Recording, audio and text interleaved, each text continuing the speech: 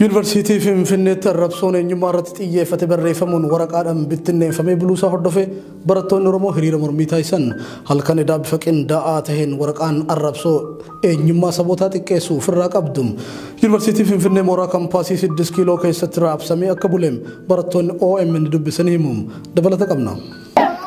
Oromoo gaallaa አይደለም Oromoo የሚየ gaallaa አይደለም Oromoo waraqaa kanarratti arrabsoon hedduu nama mufachiisan afaan Amaariffaatiin barreeffamee jiraachuu kan himu barataan moorichaa waraqaa kana ijaan argee dubbatee jira.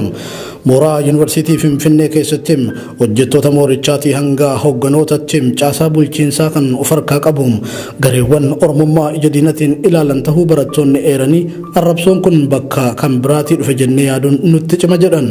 Barataan kan biraa Oromiyaa miidiyaan tokko dubbise immoo qabiyyeen waraqaa mooricha guutuu keessatti bittinneeffame sun Oromummaa ni cabsinam qaamni kamuu tokkummaa Itoophiyaatti gufuu ta'uu danda'u fi kan kana fakkaatan wantoota jedhan akka ofirraa qabu dubbata. Kaleessa galgala waraqaa facaasaa bulan mooraa keessa waraqichi Oromummaa irratti kan xiyyeeffate Oromummaa jibbaa arrabsoo gurguddaa of keessaa qaba. Immiyyee Minilik machim kannaan ta'e balaa ነው Oromoo yoodmaal inji Itoophiyaa waan akkas akkasiitii bakka dhaadannoo Oromummaa cabsuu irratti xiyyeeffate jechuudha. Hooma abbootiin isaaniis inni dhiyoo kanaaf jechaa tura isuma saniidha kan ijoolleen Oromoo ganama kana aarii saniin kun dhimma jiraachuu dhabuutii jaanii bahanii dhaadannoo isaanii dhaggeessifachiisanii jechuudha. Waraqaan arrabsoon dhaangi'ame kun bittinneeffamuu dura barattoonni miseensa Abinii fi Baaldiraas ta'an hariiroo uummachuun jeequmsa kaasuuf qindaa'aa akka turan odeeffannoo qabaachuu kan himu barataan dubbisne kun guyyaa kaleessaa paartiin Izeemaa ibsa inni miidiyaaf laate waliin waan wal qabatu nutti fakkaata jechuunis yaada isaa ibsa. Arrabsoon eenyummaa afaan Amaariffaatiin barreeffamee bittinnaa'e kun tokko tokko doormii ijoollee Oromoo keessatti facaafamuu fi mooraa Yuunivarsiitii bakka ijootti maxxanfamuu isaas ni dubbatu.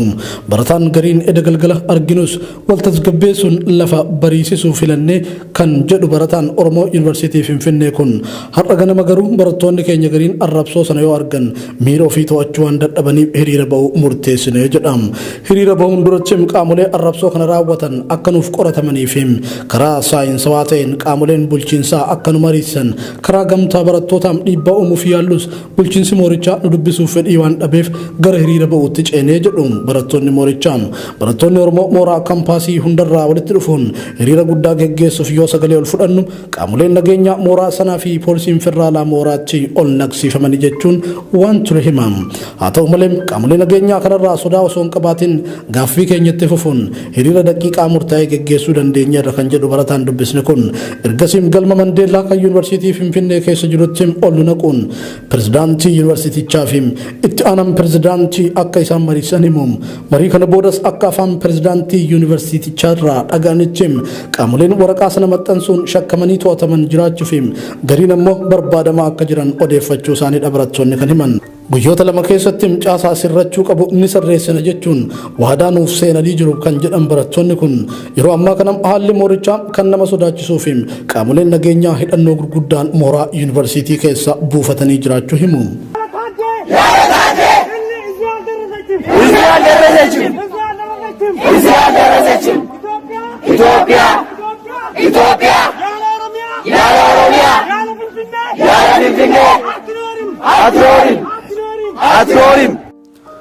Godina Harargee bahaa aanaalee garagaraa keessatti humnoonni nageenya mootummaa uummata nagaa hiraarsaa jiraachuun ibsame.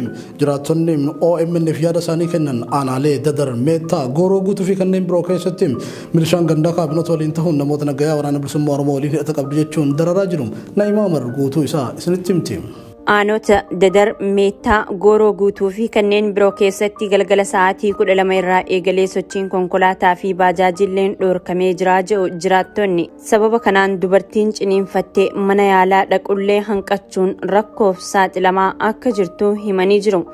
Aanaa Dadar magaalaa Qobbootti namoonni dhiyeenya kana Saawud Arabiyaa irraa galan qawwee fiddanii dhuftan jechuun manneen isaanii humnoota tikaatiin sakatta'amaa jiraachuu jiraataan Qobboo OMN'tti himee jira.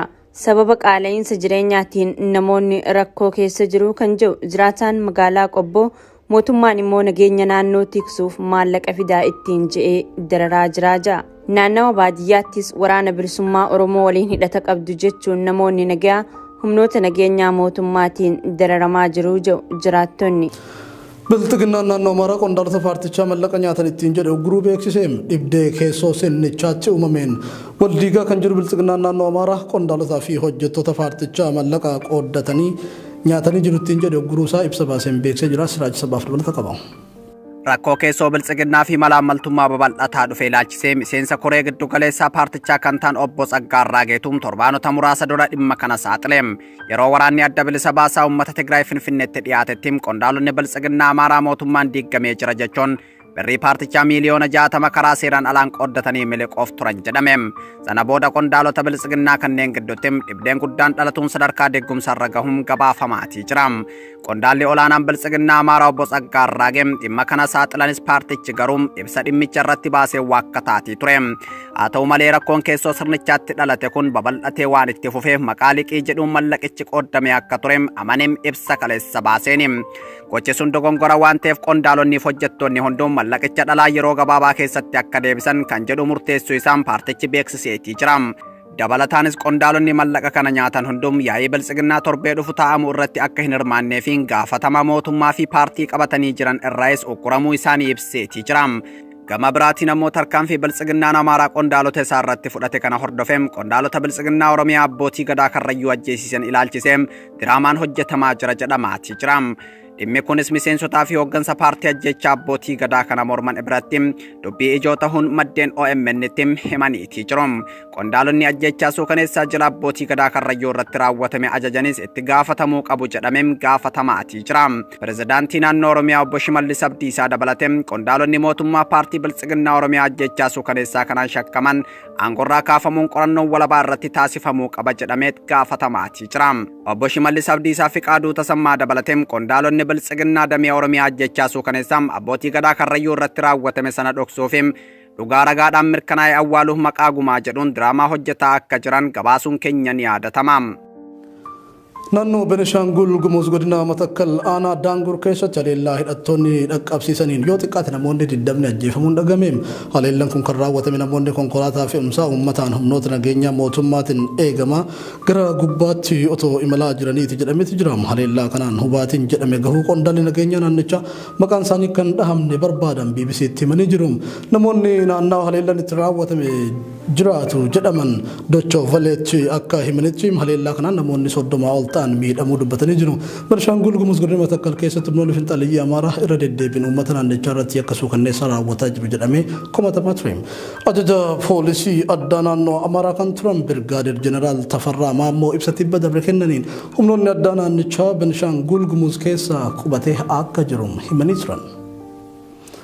Lolli kaaba Affaar keessatti deemaa jiru ammallee gaagama namummaa dabalataa hordofsiisaa jira jedhameem. Waraanni kaaba Affaar aanota adda addaa keessatti adeemsifamaa jiru gaagama namummaa dabalataa hordofsiisaa jiraachuu fi uummanni Affaar miidhaa guddaaf saaxilamee jira jechuun komii fi qeeqni biltsiginnaa federaalaa irratti dhiyaataa jira.